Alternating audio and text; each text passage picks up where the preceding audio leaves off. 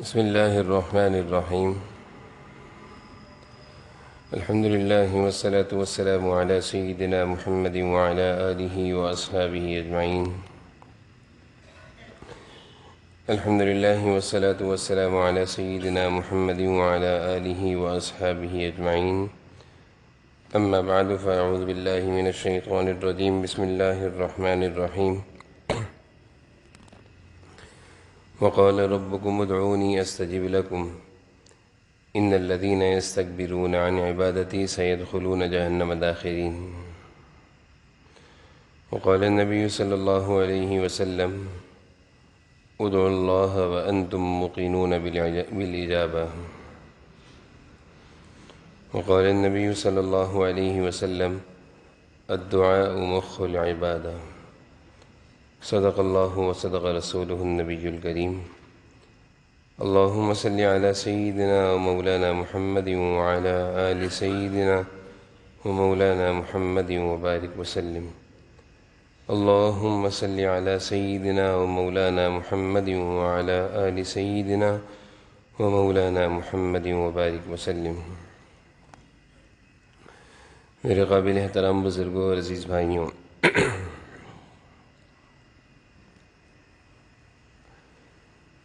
نماز ایک عبادت ہے، روزہ یہ بھی ایک عبادت ہے،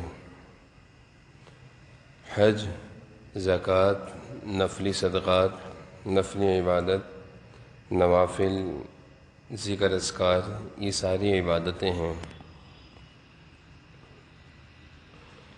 اسی طرح دعا بھی ایک عظیم عبادت ہے۔ جناب نبی کریم صلی اللہ علیہ وسلم نے دعا کو ارشاد فرمایا الدعاء مخ العبادہ، دعا عبادتوں کا مغز ہے۔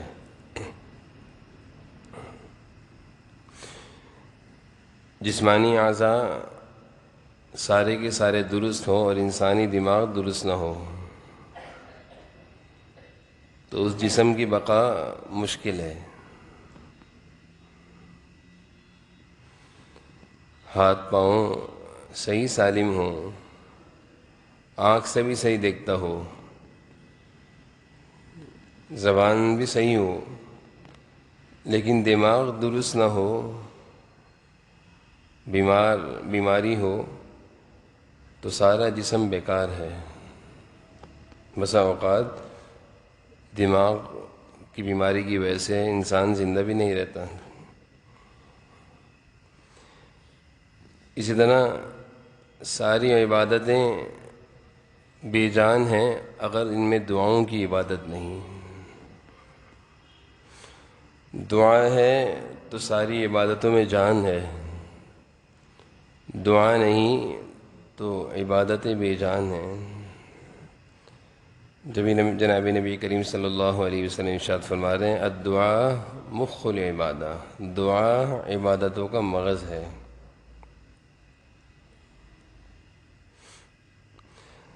آج ہم میں سے بہت سارے لوگوں کی زبان پر یہ بات آتی ہے کہ میں دعا مانگتا ہوں قبول نہیں ہوتی،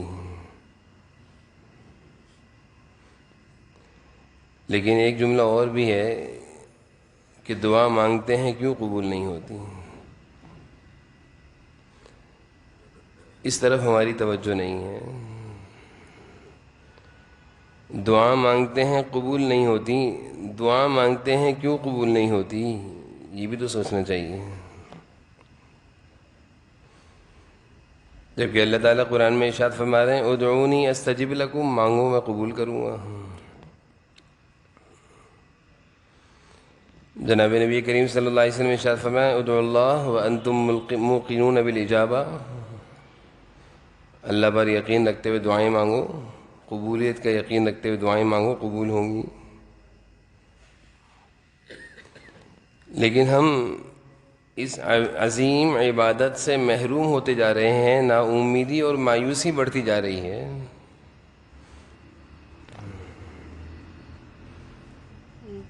جس طرح نماز میں قرآن کریم کے ذریعے سے اللہ تعالیٰ سے ہم کلامی نصیب ہوتی ہے،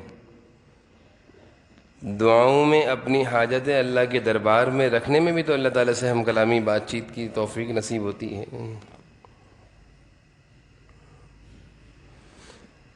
لیکن مایوسی اور نا امیدی اس درجے کی بڑی کہ دعائیں مانگنا چھوڑ دیں.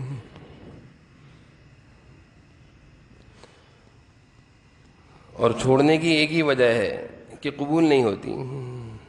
میں دعا کیوں نہیں مانگتے؟ قبول نہیں ہوتی، چھوڑ دیا مانگنا. کس ذات سے مانگنا چھوڑا ہے؟ کون ہے وہ جس سے دعا مانگنے سے ہم رک گئے، مایوس ہو گئے؟ وہ ذات جس کے احسانات شمار نہیں کیے جا سکتے، جس کی نعمتوں کو شمار نہیں کیا جا سکتا، جس کے بغیر ہم بے بس ہیں. ہماری کوئی حاجت اور کوئی ضرورت اللہ کے بغیر پوری نہیں ہو سکتی. آج ہم اسی سے مایوس ہوتے جا رہے ہیں.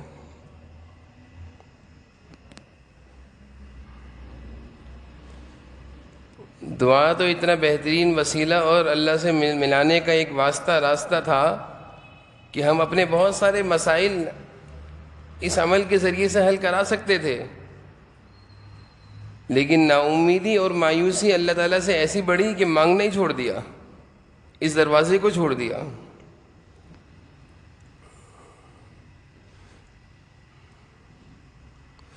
تو دعا کے قبول نہ ہونے کے اسباب کی طرف غور کرنا چاہیے.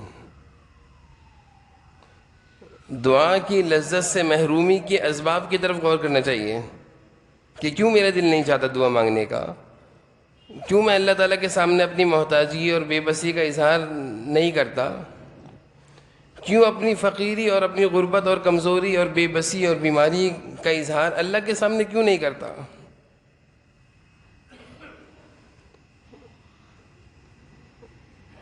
دنیا میں اگر کسی سے کوئی ضرورت کا اظہار کریں اور وہ ہماری ایک ضرورت پوری کر دیں، ہمیں اس سے امیدیں لگ جاتی ہیں. ہم بار بار اس کے در کو کھٹکھٹاتے ہیں اور اپنی حاجت رکھتے ہیں. کئی دفعہ منع بھی کرتا ہے، پھر بھی ہم جاتے ہیں. اللہ تعالیٰ نے کتنی ساری ضرورتیں اور حاجتیں اور مرادیں اور نعمتوں سے بغیر مانگے نوازا ہے، پھر بھی ہم اللہ تعالیٰ سے مایوس رہتے ہیں.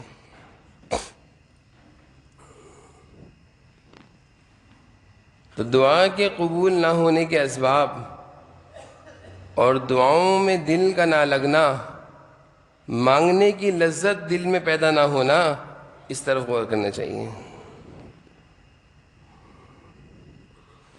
کتابوں میں ایک واقعہ ملتا ہے.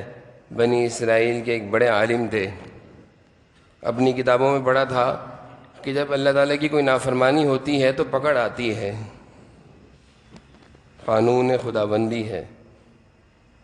نافرمانی پر پکڑ آتی ہے، شکلیں مختلف ہوتی ہیں. جب اللہ کی نافرمانی اور گناہ کرتا ہے انسان، کبھی روزی کی تنگی آ جاتی ہے، کبھی بیماری آ جاتی ہے، کبھی کام کاروبار میں نقصان آ جاتا ہے، کبھی زندگی کا سکون چلا جاتا ہے. مختلف شکلیں ہیں. اور کبھی عبادتوں کی لذت بھی چلی جاتی ہے. تو بنی اسرائیل کے یہ عالم اللہ تعالیٰ سے ایک دفعہ کہنے لگے اپنی عبادت خانے میں کہ اللہ تعالیٰ، آپ کے بارے میں تو ہم نے یہ سنا ہے کہ گناہ کر کے عذاب آتا ہے.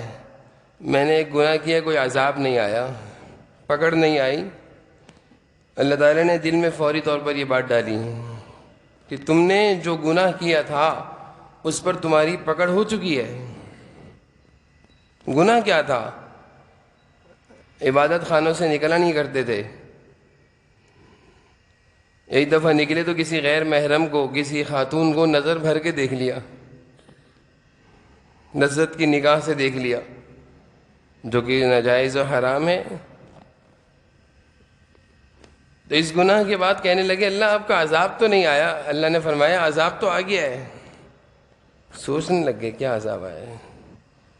پھر دل میں اللہ تعالیٰ نے یہ بات ڈالی کہ وہ جو تمہاری لمبی لمبی دعائیں تھیں، وہ جو تم ہم سے مناجات اور دعائیں مانگا کرتے تھے، گھنٹوں گھنٹوں اپنی ضرورت اور حاجتوں کا اظہار ہم سے کرتے تھے، ہم پورا کیا کرتے تھے، تمہیں مانگنے میں مزہ آتا تھا، اب تم اس سے محروم ہو چکے ہو. غور کر لو اپنی زندگی میں.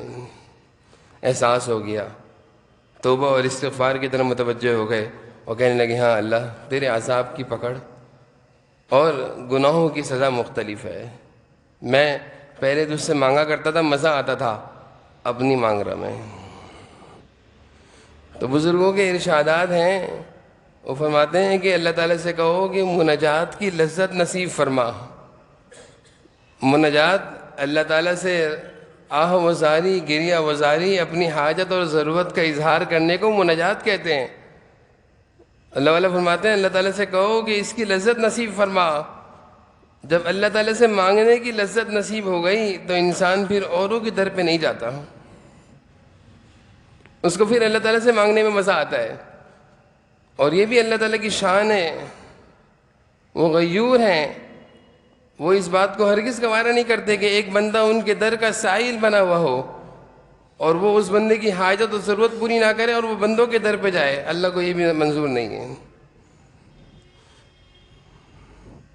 اور یہ بھی اکابرین کا ارشاد ہے کہ راتوں کو اٹھ کر اندھیرے میں اللہ تعالیٰ سے اپنی ضرورتوں اور حاجتوں کا اظہار کرنے والا دن کی روشنی میں یہ رسوا نہیں ہوتا۔ اپنی ضرورت اور حاجتوں کو آداب کے ساتھ اللہ تعالیٰ پر یقین رکھتے مانگنا تو شروع کریں۔ غلطیاں کوتاہیاں زندگی میں گناہ ہوتے ہیں، استغفار کی کثرت کریں۔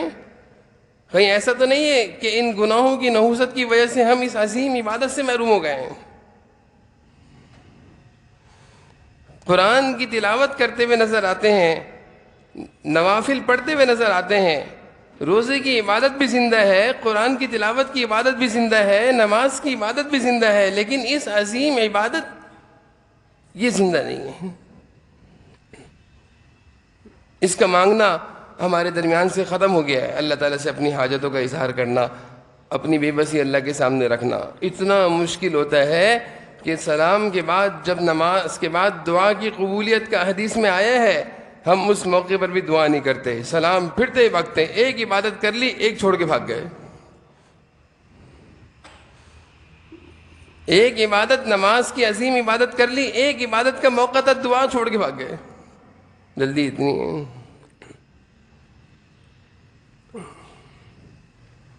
تو یہ عظیم عبادت ہے، اور سچ کہا ہے کہ ساری عبادت زندگی میں ہو، دعا نہ ہو، یہ شخص مسائلوں میں الجھا ہوا نظر آتا ہے۔ فرائض کا، واجبات کا اہتمام ہو اور دعا خوب ہو، یہ شخص مسائل سے نکلتا ہوا نظر آتا ہے۔ فرائض اور واجبات کا اہتمام ہے، بڑی بڑی عبادتیں ادا کر رہا ہے، دعا کثرت سے مانگ رہا ہے، اللہ تعالیٰ اس کو کبھی مسائل میں نہیں الجھائیں گے، نکال دیں گے، نکل جائے گا۔ بڑی بڑی عبادتیں ہیں، نوافل اور خوب کثرت عبادت کا اہتمام ہے، لیکن دعا نہیں ہے، پھنس سکتا ہے مسائلوں میں، الجھ سکتا ہے۔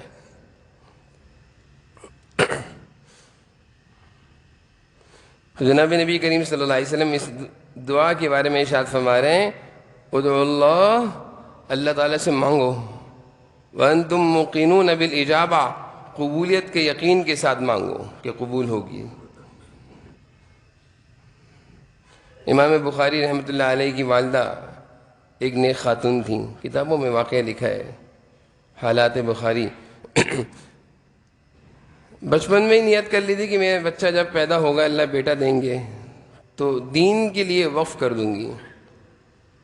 اور دین بھی کیا، جناب نبی کریم صلی اللہ علیہ وسلم کے ارشادات یعنی احادیث مبارکہ کی خدمت پہ لگاؤں گی اپنے بیٹے کو۔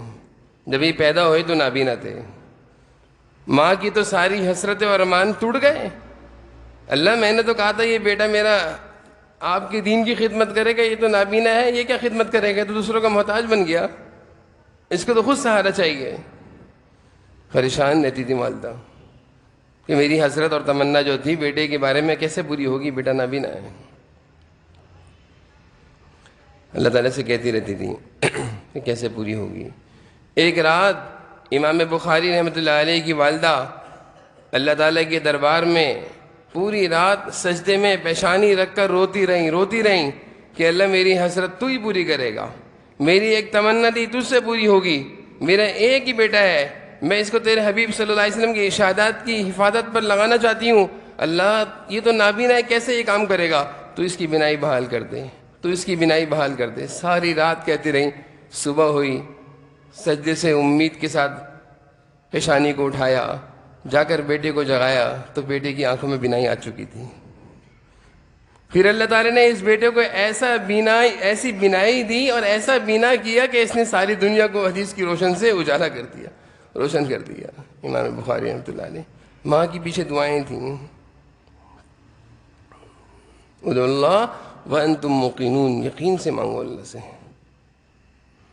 کیوں نہیں قبول ہوگی دعا؟ اکبر بادشاہ مشہور ہیں، بڑی حکایات کتابوں میں آتی ہیں۔ ایک دفعہ جنگل میں نکل گئے، راستہ بھٹک گئے، کھانے پینے کی اشیاء ختم ہو گئی۔ ایک دیہاتی کے پاس پہنچے، اس سے کہا کچھ پینے کو ہے، اس نے مٹکے سے پانی نکال کر دیا، پیا، جان میں جان آ گئی۔ جنگل میں جب انسان بے بس ہو، کھانے پینے کی اشیاء نہ ہو تو موت ہی دکھتی، وہاں کوئی زندگی کا سہارا مل جائے تو آسرا لگ جاتا ہے کہ اس نے تو میری بہت کام کر دیا، زندگی بچا لی۔ اس دیہاتی کو، جھوپڑے میں رہنے والے کو ایک رقعہ لکھ کر دیا کہ کبھی آؤ گے نا شہر میں تو یہ دکھانا۔ دیہاتی کبھی شہر میں آیا اور وہ بادشاہ کا رقعہ دکھاتے دکھاتے دربار میں پہنچ گیا، درباریوں نے اندر کرتے کرتے پہنچا دیا۔ اب جب بادشاہ کے کمرے میں جانے کی اجازت چاہیے تو درباری نے روک دیا، رک جاؤ، وہ کچھ کر رہے ہیں۔ کیا کر رہے ہیں؟ وہ کسی سے مانگ رہے ہیں۔ کس سے مانگ رہے ہیں؟ اللہ سے مانگ رہے ہیں۔ جھانک کر دیکھا، کہا کہ میں اتنے دور کا سفر کر کے یہاں آیا ہوں، یہ اللہ سے مانگ کر مجھے دیں گے، میں خود اللہ سے نہیں مانگ سکتا؟ درباریوں نے کہا ہاں، یہ اللہ سے مانگ کر سارے دنیا میں تقسیم کرتے ہیں، تجھے بھی اللہ سے مانگ کر دیں گے۔ واپس چلا گیا، میں ان سے نہیں لوں گا۔ وہ دیہاتی، وہ فقیر جھوپڑے میں رہنے والے کو کتنی اللہ نے عقل اور سمجھ دی کہ جب یہ بادشاہ انسانوں کی ضرورتوں کو اللہ سے مانگ کر پوری کر رہا ہے تو میں نہیں اس اللہ سے مانگ سکتا۔ آج انسان کہتا ہے میں کس منہ سے اللہ سے مانگوں، میں تو گنہگار ہوں،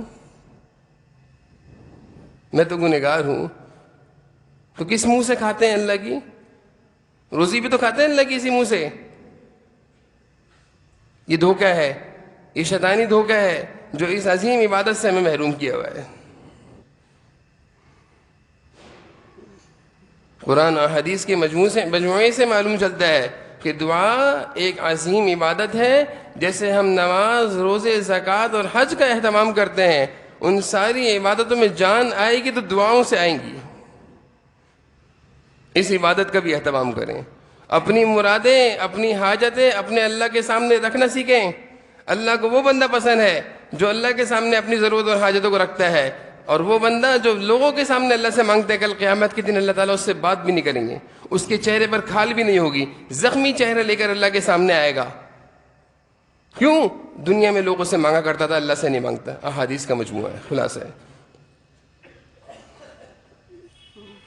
آج ہمارے پاس اللہ سے مانگنے کا وقت نہیں ہے۔ ساری دنیا کی چکر کھا کھا کر ہم رسوا بھی ہو رہے ہیں، ذلیل بھی ہو رہے ہیں، کام بھی اٹکے ہوئے ہیں، کام بھی پھنسے ہوئے ہیں، لیکن اتنا نہیں ہوتا کہ 2 رکعت پڑھ کے اللہ تعالیٰ سے اپنی ضرورت اور حاجتوں کا اظہار کر دیں۔ بس یہی کہ دعا قبول نہیں ہوتی، میں کس منہ سے مانگوں، میں تو اتنے گنہگار ہوں۔ یہ شیطانی دھوکہ ہے، اور یہ وہ دھوکہ ہے جو مشرکین مکہ کو لگا تھا۔ ان سے کہتے تھے بتوں کی عبادت کیوں کرتے ہو؟ کہتے ہیں یہ بت اللہ کے سامنے ہماری سفارش کریں گے، ہم اس قابل نہیں کہ ہم اللہ سے بات کریں۔ یہ مشرکین کو دھوکہ تھا، وہ بھی خدا کو مانتے تھے، مکہ کے مشرک کافر بھی اللہ کو مانتے تھے، لیکن وہ کہتے تھے بت ہمارے لیے ذریعے قرب، تقرب حاصل کرنے کے لیے ہم نے ان بتوں کی عبادت کرتے ہیں، ہم اس قابل نہیں ڈائریکٹ اللہ کی عبادت کریں، ان بتوں سے کہتے ہیں یہ اللہ سے کہیں گے۔ دھوکہ لگا تھا۔ شیطان ہر طریقے سے دور کرتا ہے اللہ تعالیٰ سے۔ اس نے ایک اللہ سے مہلت مانگی تھی، جب وہ دربار سے نکالا گیا تھا، آسمانوں سے زمین پھینکا گیا تھا، چلتے چلتے اس نے دعا مانگی تھی، اس کی بھی دعا اللہ نے قبول کی تھی۔ اور دعا کیا مانگی تھی؟ زندگی بھر تیرے بندوں کو تجھ سے دور کروں گا۔ وہ اس کام میں لگا ہوا ہے، اور ہم اپنے کام سے رک گئے۔ خدا را اپنی عبادتوں میں اس عبادت کو خوب جگہ دیں، اور اپنی ضرورت اور حاجتوں اور اپنے مسائل کو اپنے اللہ کے سامنے رکھنا سیکھیں۔ ایک دفعہ جب اللہ تعالیٰ سے مانگنے کی لذت نصیب ہو گئی تو پھر دیکھیں مسائل ایسے حل ہوتے چلے جائیں گے کہ انسان کہے گا کہ میرا تو کوئی مسئلہ رکتا ہی نہیں ہے۔ اور اگر اللہ سے مانگنا نصیب نہ ہوا تو اس کی زبان پر یہی ہوگا کہ میری دعائیں قبول نہیں ہوتی۔ اللہ تعالیٰ ہم سب کو اس عظیم عبادت کے اہتمام کی توفیق نصیب فرمائے.